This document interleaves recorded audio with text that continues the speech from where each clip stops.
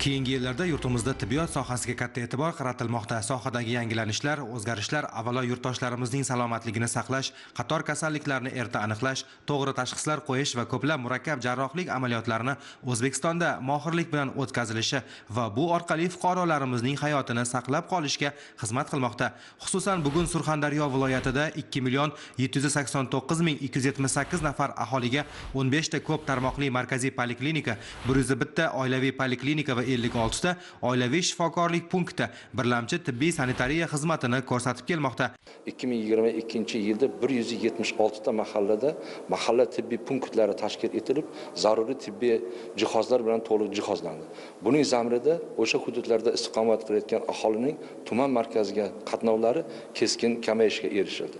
Shu bilan bir qatorda har bir mahalla tibbiy punktlarida 2 va undan ko'proq miqdordagi kunduzgi statsionar tashkil etilganki, ayrim muolajalarni o'sha joyning o'zida olish imkoniyatiga ega bo'ldi. Shu bilan bir qatorda o'sha hududlarda tashkil etilgan mahalla tibbiy punktlarida zaruriy dori vositalar bilan ta'minlanganligi uchun u mutaxassislar tomonidan buyurilgan dori-darmonlar to'g'ridan-to'g'ri o'sha mahalla tibbiy punktlarida ta'minlanish imkoniyatiga ega. 2023-yilda Surxondaryo viloyati sog'liqni saqlash tizimida bir qator ishlarni amalga oshirish rejalashtirilgan. Jumladan viloyatda kardiyo-xirurgiya xizmatini yo'lga qo'yish, Qumqo'rg'on tuman tibbiyot birlashmasida tumanlararo qo'shma shikastlanishlar va o'tkir qon tomir kasalliklari markazini tashkil etish, aholi o'rtasida sil kasalliklarini barvaqt aniqlash choralarini ko'rish, aholiga qulaylik yaratish hamda tibbiy xizmatni ko'rsatish sifat va samaradorligini oshirish maqsadida bir-birini takrorlovchi tibbiyot muassasalarini maqbullashtirish, tez tibbiy yordam xizmatini yaxshilash borasidagi ishlar allaqachon boshlab yuborilgan. Ma'lumot o'rinda viloyatda aholiga birlamchi tibbiy sanitariya xizmatini yaqinlashtirish maqsadida 2023-yilda 3 ta oilaviy poliklinika va 35 ta oilaviy shifokorlik punktlari tashkil etiladi. Natijada 300 ming nafardan ortiq aholiga ko'rsatilayotgan tibbiy xizmat sifati yaxshilanadi. Joriy yilda 13 ta oilaviy shifokorlik punkti, 2 ta oilaviy poliklinika tashkil etiladi. Yanada aholiga qulaylik yaratish, ularning ehtiyojlaridan kelib chiqib 47 ta oilaviy shifokorlik punktlarini tashkil etishdan ham o'zimizga maqsad qilib olganmiz.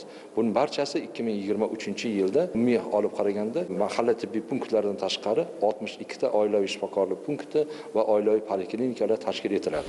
Ma'lumot o'rinda aytish kerak, Surxondaryo viloyat hokimligi tomonidan ajratilgan mahalliy mablag'lar hisobidan 2 milliard 480 million so'mga AIK, ya'ni sun'iy qon aylanish apparati xarid qilindi. Bu yerda yurak ishemik kasalliklarini qon tomir jarohatlanishida hamma amaliyotlari amalga oshiriladi. Angioplastika, bu koronarografiya, stentlash, har xil murakkab turlarida, tug'ma yurak paroglarida invaziv klapanlar qo'yish yo'llari, aritmiyalarni davolash uchun ablatsiya, kardiostimulyator o'rnatish, mana hozir kelajakda CRT degan aritmiyalarni davolash va yurak qisqarish qobiliyatini tiklash uchun ishlatiladigan apparatlar o'rnatish yo'lga qo'yiladi. Oldin bunaqa imkoniyatlar yo'q edi. Shu mana 2022-yil shularni hammasini amalga oshirish imkoniyati bo'ldi.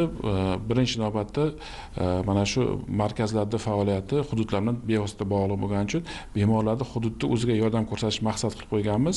Mana shu ishlarimizni 2022-yil shu darajaga olib chiqdik. Kardiologik yo'nalishda bizning markazimiz mutaxassislar tomonidan 17 marta tashrif buyurilgan. Jami 20 nafar xodimlarimiz, malakali xodimlarimiz, ilmiy xodimlarimiz birgalikda chiqib 940 nafar Surxondaryo aholisini bemorlar tibbiy ko'rikdan o'tkazilgan. Shulardan 700 ga yaqiniga o'sha ambulator sharoitda davo tavsiya berib, davolash choralari ko'rilgan. 200 ga yaqin statsionar yordam ko'rsatilgan. Shulardan 40 nafariga yuqori texnologik tibbiy xizmat ko'rsatilgan. Buni hammasini o'sha yuqori texnologik tibbiy xizmatda filialimizda o'ziga, hududda o'ziga amalga oshirdi. Yurak tug'ma parogini invaziv usulda davolash, murakkab kardio-jarrohlik amaliyoti yaqingacha Rossiya, Hindiston kabi xorijiy davlatlarda amalga oshirilardi. Bu esa ham bemor, ham uning hamrohlarini qiynab qo'yardi. Endilikda viloyatdagi tibbiyot muassasasida endovaskulyar operatsiya turlari ham amalga oshirilmoqda. Insonga e'tibor tamoyili asosida birinchi navbatda mana shu barcha respublikamizda hududlarga tashriflar amalga oshirib 20 mingga yaqin aholimizni tibbiy ko'rikdan o'tkazishimiz kerak. Chuqurlashtirilgan tibbiy ko'rikdan. Jumladan Surxondaryo viloyatiga ham rejamiz bo'yicha 1,5 mingga yaqin aholimizni tibbiy ko'rikdan o'tkazishimiz kerak. Shularda agarda ambulatoriya statsionar yordamga muhtoj bo'lsa, hududda o'ziga amalga oshirish rejamiz bor. Undan tashqari mana shu yuqori texnologiyaga muhtoj bo'lgan aholi aniqlansa, bizada markazimiz, Sog'liqni saqlash vazirligi va hududiy hokimiyatlarning 3 tomonlama shartnomamiz imzolangan. U bo'yicha hududiy hokimiyatlar bizaga o'sha 4 milliardga yaqin sarfov materiallar olib beradi.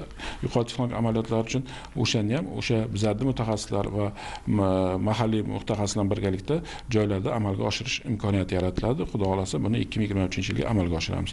Shu bilan birga mana shu juda katta e'tibor biz sifatli ta'limga ham qaratganmiz. Shuning uchun bu o'zimizga maqsad qilib qo'yganmiz. Mana shu 2023-yil butun respublika bo'yicha 600 nafar shifokorlarni joylarda o'qitish, 140 nafar mutaxassislarni bizning markazimizga 30 ga yaqin mutaxassislarni chet el klinikalarga malakasini oshirish reja qilib qo'yganmiz. Mutaxassislarning so'zlariga ko'ra, o'tkir miokard infarktida 6 soatda stentlash amaliyoti yo'lga qo'yilishi pirovardida barvaqt o'lim holatlarining 50% oldi olinadi. Bu qanday qilib hozir amalga oshirilyapti? Bu birinchi yo'li buni 3 soat ichida, 6 soat ichida tromb eritadigan dorilarni yuborish, gospitalniy etap deydi, statsionargacha bo'lgan davrda. Ikkinchi yo'li o'z vaqtida olib kelinsa, bu yerda koronarografiya qilinib, bunda stentlash amaliyoti amalga oshirish. Bu juda miokard imkoniyatlarini saqlab qoladi. Birinchidan o'lim xavfi ketadi, ikkinchidan nogironlik ketadi. Shu infarktdan keyingi eng muammoli narsa bu nogiron bo'lib qoladi. Mana shu muammo hozirgi kunda yo'lga qo'yilgan, bizda olib borilyapti. Miokard infarktini o'tkir davrida angioplastika qilish yo bo'lmasa unga stentlash amaliyotini o'tkazish. Bu mana shu muhtaram prezidentimiz tashabbuslari bilan amalga oshirilyapti. Aholimizga murojaat qilib shuni aytmoqchimanki, bugungi kunda mana shu Toshkent Respublika kardiologiya markazida ko'rsatilgan tibbiy xizmatlar bugun hududlarda ham amalga oshirilyapti. Oldin bemorlar Toshkentga kelib, koronagrafiya stentlash, alta koronar shuntlash operatsiyasi yo protezlash operatsiyasi kelayotgan bo'lsa, bugun hududlarda o'ziga ham bu amaliyotlarni amalga oshirsa bo'ladi. Yana bir e'tiborli daraja shuki, bu amaliyotlarda o'sha hududlarda davlat byudjeti hisobidan amalga oshirsa bo'ladi. 100% davlat tibbiy sug'urta jamg'armasi qoplab beryapti bugun. Yuqori texnologik amaliyotlar. U qolaversa stentlash amaliyoti bilan doimiy elektrokardiostimulyator o'rnatish, yurak ritmini tiklab berayotgan uskunasimi, yo klapan almashtirish, yurak klapan almashtirish protezlarni o'rnatish bo'lsa, barcha mana shu yuqori texnologik amaliyotlarda u hudud bo'ladimi, markaz bo'ladimi, bugun tibbiy sug'urta jamg'armasi tomonidan to'lab berilyapti. Davlat byudjeti hisobidan qoplanyapti. Bu o'ylaymizki, mana shu tibbiyotimizni, davlatimizni tibbiyot sohasida amalga oshirilgan islohotlar eng katta yutuqlardan biri bo'ldi. Shuningdek, aholiga tibbiy xizmatni yaqinlashtirish hamda tibbiyot muassasalaridan 10 kilometr uzoq masofada joylashgan vohadagi 160 dan ortiq mahallalarda mahalla tibbiyot punktlari tashkil etilgan. Mavzuni Surxondaryo viloyati Angor tumani misolida davom ettirsak, hozirda Angor tumanida jami 139.559 nafar aholiga tuman tibbiyot birlashmasiga qarashli 252 o'rinli shifoxona, bitta ko'p tarmoqli markaziy poliklinika, 6 ta oilaviy poliklinika va 2 ta oilaviy shifokorlik punkti hamda 9 ta mahalla tibbiy punktlari sifatli tibbiy xizmat ko'rsatib kelmoqda. Viloyatlarda 15 mingga yaqin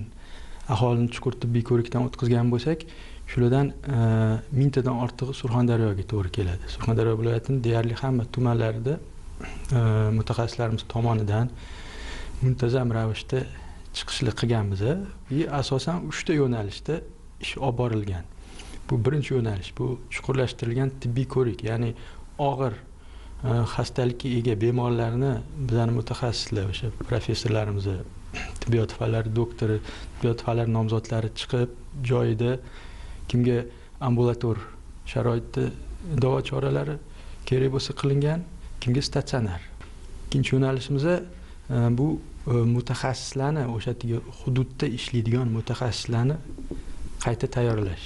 Ya'ni o'sha yerda mahorat darslari, biz tilda aytganda master klasslarni o'tkazib, yangi diagnostika va davolash usullariga mutaxassislar o'rgatilinib joylarida va bu narsa muntazam ravishda yil davomida qilinib kelib, umumiy olganda 300 dan ortiq mutaxassis tayyorladik 1 yil ichida. Bularning bir qismi markazimizga ham kelib o'qishdi. Markaz o'zida biz ularni o'qitib, sertifikatlab berganmiz.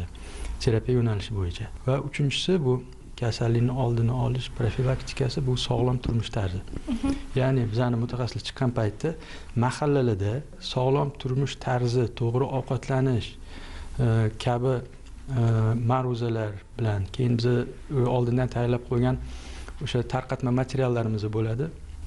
Tarqatma materiallarni berib muntazam ravishda aholi bilan ishlab kelyapmiz. Bu sog'lom aholiga ko'proq tegishli narsa. O'sha kasal bo'lmaslikni oldini olish uchun nima ishlar qilish kerak deb. Aytish kerak, davlatimiz rahbarining 2022-yil 25-apreldagi birlamchi tibbiy sanitariya yordamini aholiga yaqinlashtirish va tibbiy xizmatlar samaradorligini oshirish bo'yicha qo'shimcha chora-tadbirlar to'g'risidagi qaroriga asosan Angor tumanining olis va chekka hududi hisoblangan 9 ta mahalla hududiga 8 ta 12 metrli, bitta 6 metrli ko'chma konteynerli mahalla tibbiyot punktlari joylashtirilgan. Natijada tumandagi Kayran, To'lqin, Ibn Sino, Hamkon, Navshahar singari mahalla fuqarolarini ko'pdan buyon qiynab kelayotgan masalaga yechim topildi. Chekka hudud bo'lganligi uchun aholiga tibbiyot, oilaviy poliklinika yoki oilaviy shifokor punktiga uzoq bo'lgan aholi qiynalmasligi uchun va vaqtda ketmasligi uchun shu mahalla tibbiyot punktlari tanlangan. Mahalla tibbiyot punktlari bu aholiga birinchidan tez, sifatli tibbiy yordam ko'rsatadi. Angor tumanidagi Kayran mahallasi tuman markazidan 12 kilometr uzoqlikda joylashgan va mahallaga eng yaqin oilaviy shifokorlik punkti ham qariyb 10 kilometr olisda. Shu bois Kayranliklar uchun o'rnatilgan mahalla tibbiyot punkti ularning quvonchiga sabab bo'lmoqda. Mazkur mahalla tibbiy punktida faoliyat ko'rsatadigan oila shifokori va patronaj hamshira shu hududda istiqomat qilayotgan 2000 dan ortiq fuqaroga xizmat ko'rsatib kelmoqda. Hududimizda 2012 ta aholiga xizmat qilamiz. Uyma yurib tushuntirish ishlarini olib boryapmiz. Mavsumiy kasalliklar to'g'risida, keyin kelgan kasallarga birinchi yordamni ko'rsatyapmiz. Ko'proq qon bosimi ko'tarilib kelgan vaqtda, keyin hozirgi vaqtda gripp kasalligi, gepatit kasalligi, isitma shular bo'yicha murojaat qilyapti. O'zimizning hozir ish joyimizda 66 ta dori turlari bor, shulardan birinchi yordamni yaxshi ko'rsatyapmiz. Mana shu tibbiyot punktining qurilishi yaxshi bo'ldimi mahalla ahli uchun? Ha, zo'r bo'ldi. O'zimiz yaqin qildi. Masalan, bolalar ko'tarib yuradi, qishloqlarga mani uyimni olib ko'tarib kelaveramiz, davlatimiz o'lchaydi. Qanday kasalliklar bilan murojaat qilasizlar? Masalan, oyog'imiz olib keladi, belimiz og'riydi, qo'llar og'rib kelganda bizga yaxshi kutib oladi-da. Boshim og'riydi, tishim og'riydi yo davlinamiz chiqadi, o'z vaqtida qarab ertalabmi, avitmi, kechqurunmi qaraydi. Biz xursandmiz. Misterlar qarab yurmaymiz avvalgiday, sarson bo'lmaymiz. Mana shu uyimizning yonida, shundan olaveramiz yaqingina. Dori-darmonlar ham bepul beradi. Bepul, rahmatlar, yashashsin. Aholimizga murojaat qilib aytmoqchimanki, bizani xodimlarimiz tomonidan, terapiya markazi tomonidan 23-yilda Surxondaryoda tibbiy ko'rik qamrog'ini o'tgan yilga qaraganda 2 barobarga oshirmoqchimiz. Bu birinchidan. Ikkinchidan, o'sha o'tgan yili 200 dan ortiq mutaxassis tayyorlab bergan bo'lsak, hozir shuni sonini 300 dan oshirmoqchimiz. Ularni qayta tayyorlab, zamonaviy diagnostik standartlari bo'yicha ishlash masalalarini amalga oshirish. Mahallalarni ham qamrog'ini yanada kengaytirmoqchimiz. Chunki hozir bu narsani o'zimiz ham ko'ryapmiz. Mana oldingi yillar butun respublikadan bizga shunaqa ko'p bemorlar kelardi, u joy yetmasdi. Mana hozir hamma bizning markazda qilinadigan ishni deyarli barchasini viloyatlarda qilyapmiz. O'sha yuqori texnologik operatsiyalar bo'ladimi? Bizga uzoq hududlardan kelishlar ancha qisqardi. Aytish kerak, bugun tibbiyot sohasidagi barcha yangiliklar yaratib berilayotgan qulayliklar, kasalliklarni barvaqt aniqlash va davolashning samarali mexanizmlarining joriy etilishi, qolaversa, birlamchi tibbiy bo'g'in orqali aholiga kafolatlangan tibbiy paketlardan foydalanish tizimli yo'lga qo'yilishi, avvalo inson qadri uchun albatta.